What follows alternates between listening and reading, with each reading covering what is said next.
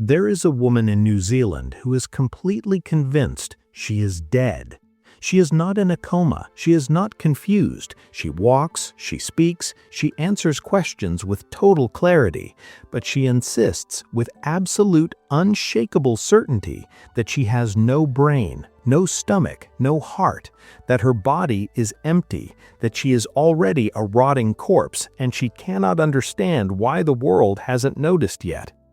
Her doctors know exactly what is happening, and the explanation is one of the most disturbing things neuroscience has ever uncovered about the human mind.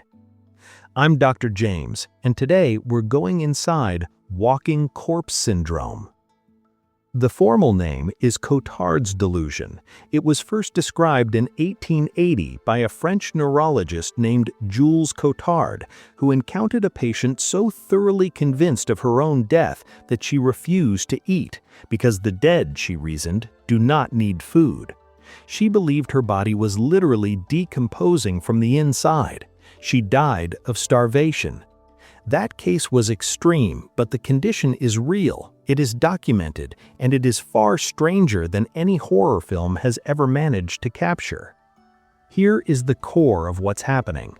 The person with cotard's delusion has not lost the ability to think.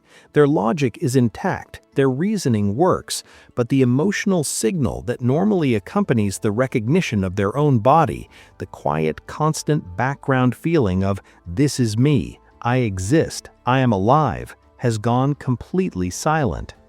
And when that signal disappears, the brain does something remarkable and terrifying. It fills the silence with the only explanation that seems to fit: I must be dead. Think of it like this. Right now, without any conscious effort, your brain is continuously generating a low-level hum of self-recognition. You feel your hands, you sense your heartbeat, you have a baseline emotional resonance with your own existence. You don't think about it because you don't have to, it's always there. For people with cotards, that hum stops, not partially, completely. Neuroimaging studies have shown something extraordinary. When researchers scan the brains of cotard's patients, the frontal and parietal lobes, the regions responsible for integrating sensory input with emotional experience and self-awareness, show dramatically reduced metabolic activity. In some published scans, the brain's resting state function looks almost identical to patterns seen in patients under general anesthesia. The brain is running, the lights are on, but the part of the brain that generates the feeling of being the person behind those lights has essentially powered down. There is a specific circuit that researchers believe breaks in cotards. It connects the fusiform face area, the region that recognizes familiar faces, including your own, with the amygdala, which is the brain's emotional processing hub. In healthy people, when you see your own face in a mirror, the fusiform area flags it as familiar, and the amygdala immediately generates a warm, automatic emotional response: recognition, the sense of self. In cotard's patients, the first part works. They can recognize faces. They know intellectually that the face in the mirror belongs to them. But the second part, the emotional confirmation, the "yes, and that's me, alive and present," never fires. The face registers as familiar but generates no emotional response whatsoever, no warmth, no ownership, just blankness. And when the emotional feedback that grounds you to your own existence is absent, the mind doesn't simply shrug, it reaches for a narrative, and the narrative that makes sense to a brain receiving no signal of its own aliveness is that it no longer exists. Let's talk about the documented cases, because they are each uniquely striking. A man in his 50s, following a severe depressive episode combined with a high fever, became convinced that his brain had dissolved. He could point to his own skull and say, "There is nothing in there anymore." When doctors showed him brain scans proving otherwise, he looked at them politely and explained that the scans must be showing someone else's brain. His logic was airtight within his reality. The evidence didn't fit his experience, so the evidence was wrong. Another patient, a young woman who had suffered a traumatic brain injury, stopped bathing. Not out of laziness or depression, she stopped because she said, "Corpses don't need to wash." She asked her family to stop feeding her. She requested that someone contact a funeral home. She was not distressed by any of this. She was simply managing logistics. A third case, perhaps the most clinically cited, was a man who moved back into his parents' home after a motorcycle accident. He told them he had died in the accident and that what they were seeing was his ghost. When asked why his ghost could hold conversations and eat meals, he thought about it carefully and concluded that ghosts apparently can do those things too. What makes these cases so medically fascinating is the consistency. Across cultures, across ages, across different underlying causes, stroke, severe depression, typhoid fever, dementia, traumatic brain injury, the delusion arrives in the same shape: loss of existence, rotting organs, a body that belongs to no one. There are actually two distinct forms of this condition. The first is the nihilistic form, which is what we've been describing, the conviction that the self, the organs, or the entire body is absent or decomposing.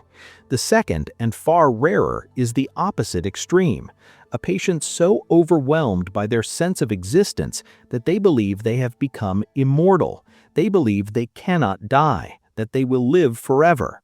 Some patients cycle between both states, swinging from "I am dead" to "I am eternal," like a pendulum between two versions of unreality. Both are expressions of the same broken circuit. When the brain's self-integration system fails, it doesn't land on neutral, it collapses to one extreme or the other. What about treatment? This is where the story gets genuinely hopeful, because Cotard's delusion, despite its severity, responds to intervention. Antidepressants, especially when combined with antipsychotic medications, have resolved the delusion in a number of documented cases. Electroconvulsive therapy, which has a grim reputation but a strong evidence record for severe psychiatric conditions, has produced some of the most dramatic recoveries on record. Patients have described the moment the delusion lifted as waking from a dream, suddenly feeling the warmth of their own existence return, the hum coming back online, the world rushing back in color. One patient described it as, "I felt like I exhaled for the first time in months." The underlying conditions that trigger cotards are equally important to treat. Depression is the most common driver. Certain brain lesions, particularly in the non-dominant hemisphere, have been identified as physical triggers. Treating the root cause often resolves the delusion alongside it. But here is the question that lingers long after the medical facts are filed away. If your sense of being alive is nothing more than a signal, a circuit firing, an emotional hum generated by a specific region of gray matter, then what exactly is the you that feels alive? Is identity a biological function, like digestion? Is the self just a very convincing story the brain tells itself second by second to maintain coherent operation? Cotard's delusion didn't invent that question.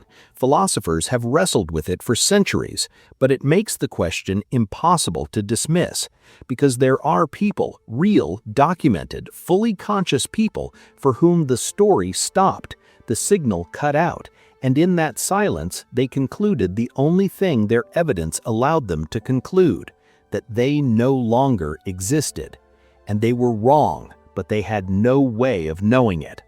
The brain, it turns out, doesn't just process reality. It manufactures the feeling that reality is yours.